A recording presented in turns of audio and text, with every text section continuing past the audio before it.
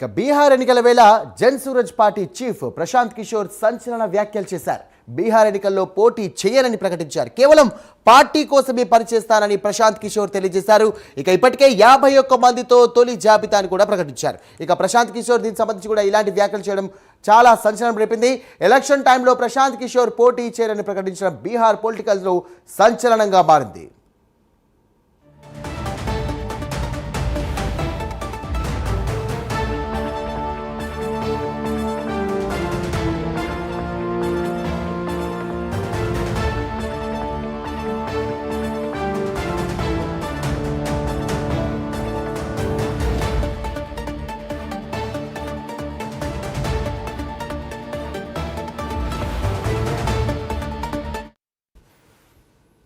Big breaking చూస్తున్న బీహార్ ఎన్నికల వేళ జన్ సూరజ్ పార్టీ చీఫ్ ప్రశాంత్ కిషోర్ సంచలన వ్యాఖ్యలు చేశారు. బీహార్ ఎన్నికల్లో పోటీ చేయనని ప్రకటించారు. కేవలం పార్టీ కోసమే పనిచేస్తానని ప్రశాంత్ కిషోర్ తెలియజేశారు. ఇక ఇప్పటికే 51 మందితో తొలి జాబితాను ప్రకటించారు ప్రశాంత్ కిషోర్. ఎలక్షన్ టైంలో ప్రశాంత్ కిషోర్ పోటీ చేయనని ప్రకటించడం బీహార్ పాలిటిక్స్లో సంచలనంగా మారింది. రైట్, ఇదే అంశానికి సంబంధించి మరిన్ని డీటెయిల్స్ అందించడానికి మా నేషనల్ బ్యూరో చీఫ్ కళా సిద్ధంగా ఉన్నారు. కళా, చెప్పండి. ఒక విధంగా చూసుకుంటే బీహార్ ఎన్నికలు రోజు రోజుకి కూడా హీటెక్కిపోతుంది. ఇలాంటి టైంలో ప్రశాంత్ కిషోర్ ఇలాంటి వ్యాఖ్యలు చేయడం ఏ విధంగా చూడొచ్చు? అసలు అక్కడ బీహార్లో ప్రస్తుతం పరిస్థితి ఎలా ఉంది? సాయి, దాదాపు ఒక బ్రేకింగ్ న్యూస్ అని చెప్పవచ్చు. మనకు ఏదైతే బీహార్ ఎన్నికల దంగల్ ప్రారంభమైంది, ఆయా పార్టీలు అంటే ఇతర పార్టీలతో పొత్తుల ప్రకారంగా అనుకోవచ్చు, తొలి జాబితా అనుకోవచ్చు, అన్ని పార్టీలు కూడా కథన రంగంలో యుద్ధానికి వెళ్లే ముందుగా తొలి జాబితాను కూడా ప్రకటించారు. అయితే ముఖ్యంగా ఇక్కడ జన్ సురాజ్ పార్టీ మొట్టమొదటిసారిగా బీహార్ ఎన్నికల్లో పార్టిసిపేట్ చేస్తుంది.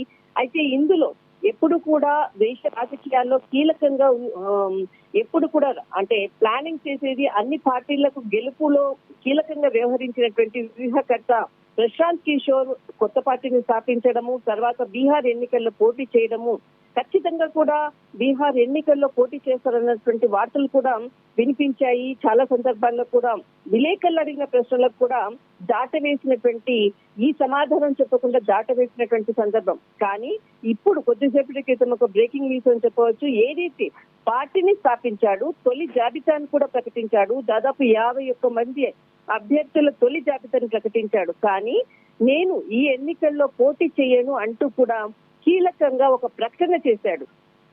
ఖచ్చితంగా అంటే ఎన్నికల్లో వెనకాల ఉండి నేను నడిపిస్తాను, కానీ ఖచ్చితంగా ఎన్నికల్లో పోటీ చేయను అన్నటువంటి ఒక కీలక ప్రకటన వెలువడింది. ఇదొక బ్రేకింగ్ అనేది చెప్పవచ్చు. ఎందుకంటే అటు ఆర్జేడీ అనుకోవచ్చు, తర్వాత బీజేపీ అనుకోవచ్చు, కాంగ్రెస్ అనుకోవచ్చు, జేడీయూ అనుకోవచ్చు, ఇక్కడ చిరాగ్ పాస్వాన్ కి సంబంధించినటువంటి అన్ని పార్టీలు కూడా ఎప్పుడు కూడా ప్రశాంత్ కిషోర్ పైనే చాలా దృష్టి కూడా పెట్టారు. ప్రశాంత్ కిషోర్ జన్ సూరజ్ పార్టీతో కూడా అంటే ఇక్కడ ఎంఐఎం కూడా ట్రై చేసింది. జన్ సూరజ్ పార్టీతో కూడా అంటే కలిసి వెళ్ళాలి అన్నటువంటి వ్యూహరచనతో కూడా మంత్రాలు కూడా చేశారు. తర్వాత చిరాగ్ పాస్వాన్ ఇక్కడ జన్ సూరజ్ పార్టీ కూడా రెండు కూడా అంటే ఇక్కడ పార్టీలు ముందుగా కలిసి ఒక సమావేశాన్ని కూడా అంటే సమావేశాలు అని అంటే ఈ రెండు పార్టీలు కలిసి ముందుకు వెళ్లే విధంగా కూడా ఇరు పార్టీల మధ్య చర్చలు కూడా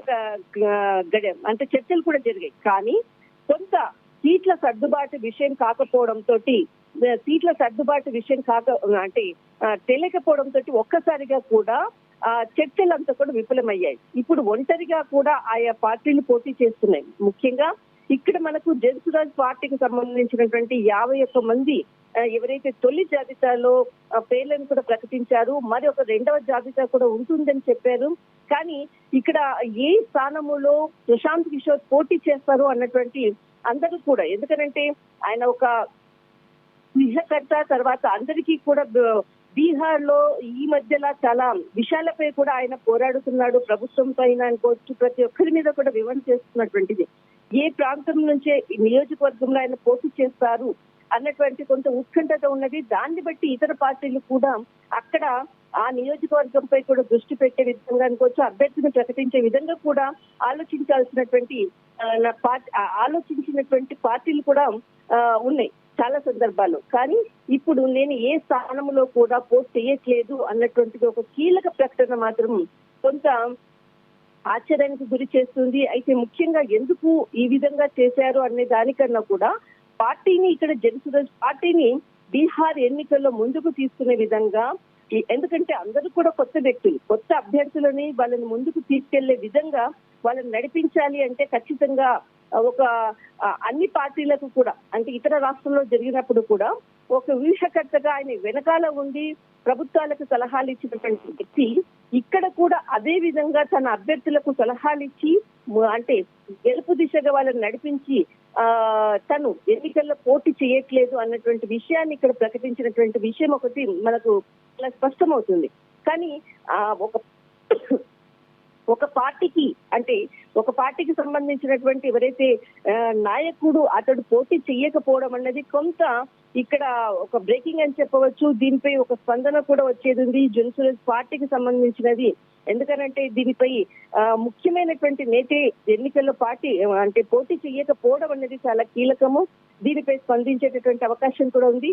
కానీ ఇది ఒక బిగ్ బ్రేకింగ్ అని చెప్పవచ్చు. సాయి, థ్యాంక్ యూ కళ.